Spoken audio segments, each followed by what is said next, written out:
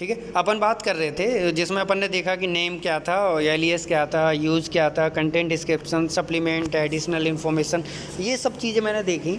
उसके बाद है ये टेबल में अपन देखेंगे हाँ, टेबल में देखेंगे जैसे कि टेलीफ़ोन नंबर।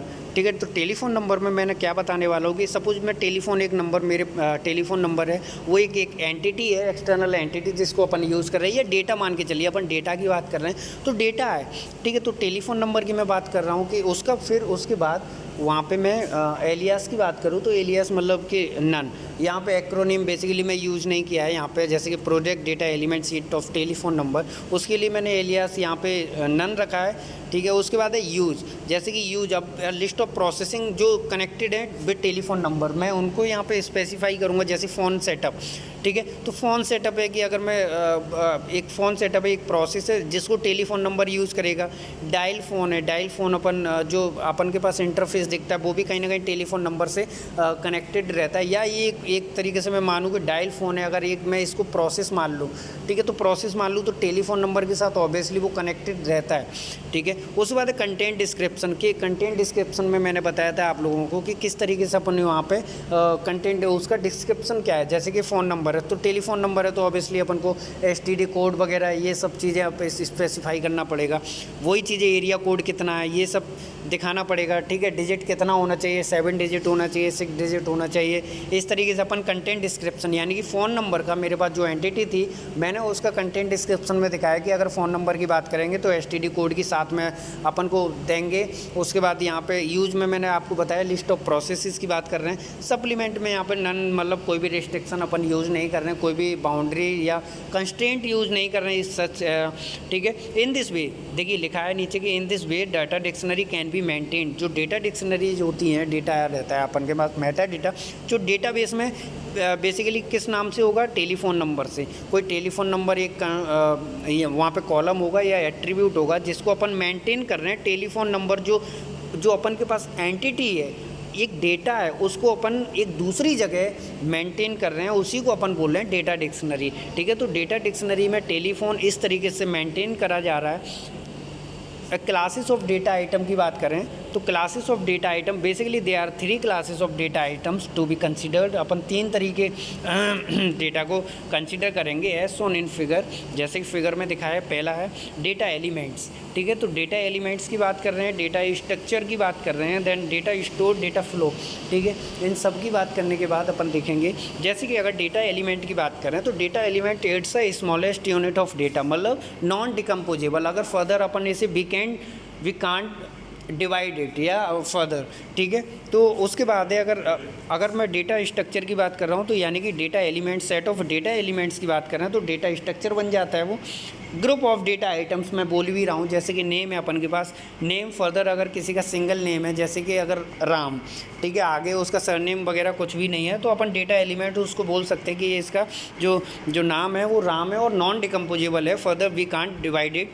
ठीक है, तो स्मॉलेस्ट यूनिट ऑफ डेटा, जैसे कि अगर इसी को सेम पैटर्न में अगर मुझे मिल रहा है तो डेटा स्ट्रक्चर की मैं बात कर रहा हूँ। जैसे कि अगर नाम की अगर मैं परिभाषा दूँ, first name, middle name, last name, तो इस तरीके से जैसे कि राम प्रताप सिंह, फर्स्ट नेम भी अपन इसको स्पेसिफाई, मतलब अपन इसको अगर मेरे पास नाम है मैं 3 पार्ट्स में डिवाइड कर सकता हूँ, first name, middle name, last name. ठीक है, तो वही चीज़ अगर मैं डेटा स्ट्रक्चर की बात कर रहा था तो किस तरह का स्ट्रक्चर है उस डेटा का, पर्टिकुलर डेटा के बारे में बात कर रहे हैं। डेटा स्टोर की बात करें, अब मैं क्या करूँगा कि जब मैं स्टोरेज की बात कर रहा हूँ, डीबी मैश की बात कर रहा हूँ, तो मुझे कहीं ना कहीं एक पर्टिकुलर स्टोरेज चाहिए। स्टोरेज आपको पता है कि रिलेशनल डेटाबेस उस तरीके से अपन कर रहे हैं वहाँ पे।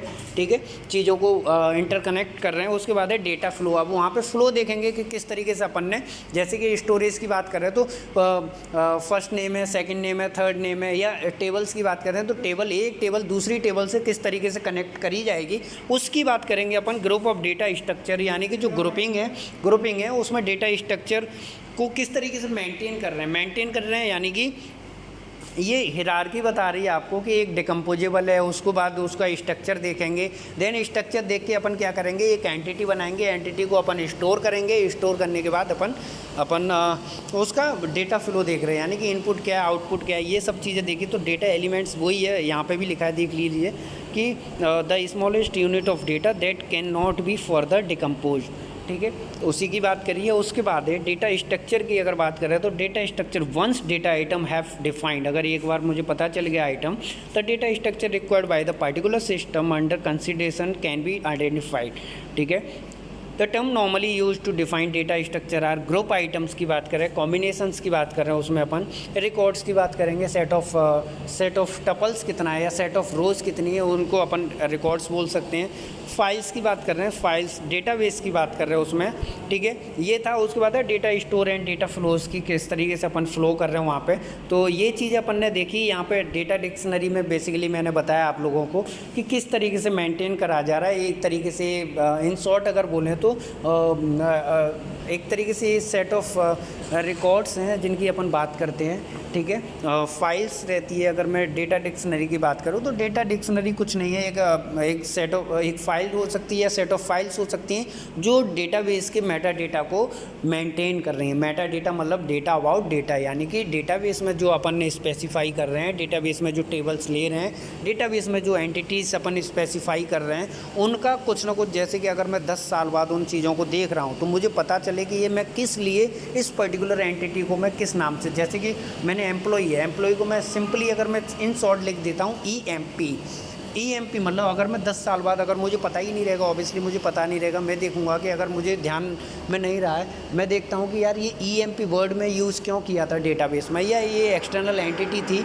वो मैं किस लिए यूज़ कर रहा था। ठीक है, तो EMP मुझे ये उसका पर्टिकुलर रिकॉर्ड रहेगा, EMP यानी कि मेरे पास डेटा डिक्शनरी रहेगी, मुझे पता चल सकता है कि ये मैं एम्प्लॉय के लिए यूज़ किया था।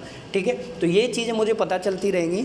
ठीक है, उसके बाद अगर मैं बात करूँ तो जैसे अपन क्या क्या डेटा डिक्शनरी में मेंटेन करते हैं या कौन सी चीज़ों को, कौन से फील्ड्स को इंक्लूड कर रहे हैं। मैंने बताया भी था कि एलियास यूज़ कर रहे हैं अपन, एक्रोनीम अगर है उसका कुछ इस तरीके का है तो वो मेंटेन करेंगे, नेम मेंटेन करेंगे। उसके बाद उसमें और भी चीज़ें जैसे कि उसका डिस्क्रिप्शन क्या है, कंटेंट डिस्क्रिप्शन क्या है। ठीक है, उसके बाद सप्लीमेंट क्या है, उसका यूज क्या है, लिस्ट ऑफ प्रोसेसेस अपन ने ऐड करे थे उससे, तो वो चीज़ें देखेंगे अपन। ठीक है, थैंक यू, आई होप कि समझ में आया होगा आप लोगों को। ठीक है, थैंक यू।